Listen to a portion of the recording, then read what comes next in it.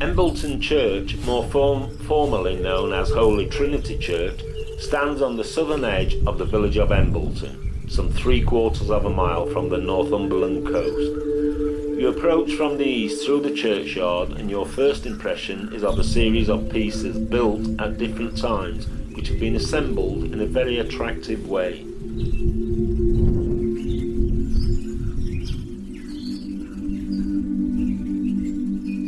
You enter the church via the porch built onto the south side of the nave. Before doing so, take a look at the alcove above the great gated entrance to the porch. The niche here would presumably have been home to a statue of the Virgin, removed in the Reformation.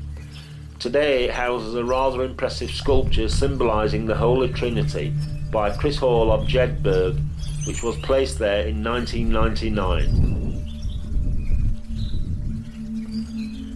Before entering the church itself, it is worth looking around the interior of the porch, added in the late 1400s or early 1500s. Built into the walls are a series of medieval grave markers in complete or partial form. These seem to have been placed here for protection against the elements, and would originally have been located above the graves they were marking in the churchyard.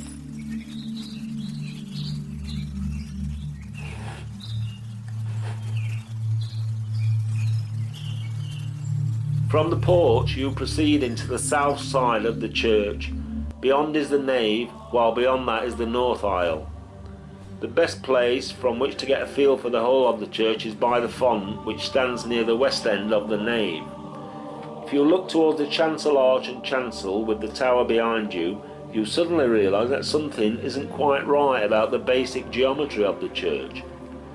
The chancel at Holy Trinity is nearly as long as the nave, and is aligned slightly differently. The result is a slight kink at the chancel arch, something that adds considerably to the character of the church and certainly helps make it memorable. The nave arcades date back to around 1200 and originally separated the nave from the narrow aisles built on either side.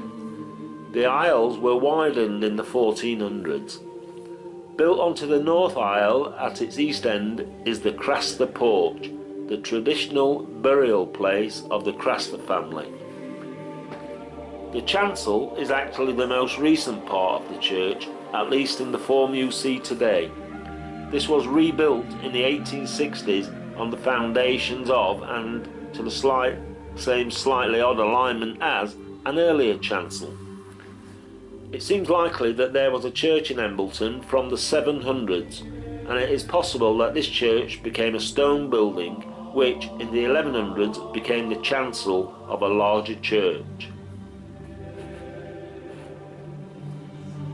The architectural evidence suggests that a substantial church already stood here when King Henry III awarded the barony of Embleton to his younger son Edmund, Earl of Lancaster, in 1269.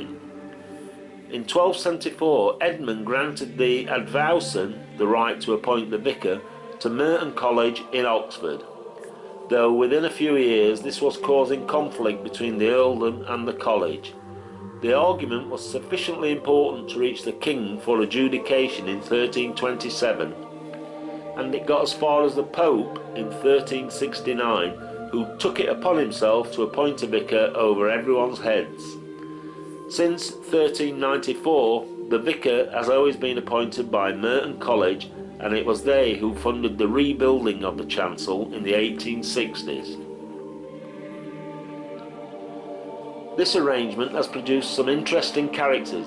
Mandel Creighton was a history don at Merton College, appointed to the post of vicar in 1875. He apparently took the post so he would have time to concentrate on writing a 6-volume history of the papacy. Despite this, he seems to have taken his duties in Embleton very seriously, and he remained in post until his appointment as Professor of Ecclesiastical History at Cambridge University in 1884. In 1897 he was appointed Bishop of London. Not immediately obvious to visitors is Embleton Church's magnificent peal of bells, comprising 6 bells cast by Mears and Steinbank at the Whitechapel Foundry in London. They were installed in October 1892 for the total cost of £500, of which £388 was for the bells themselves.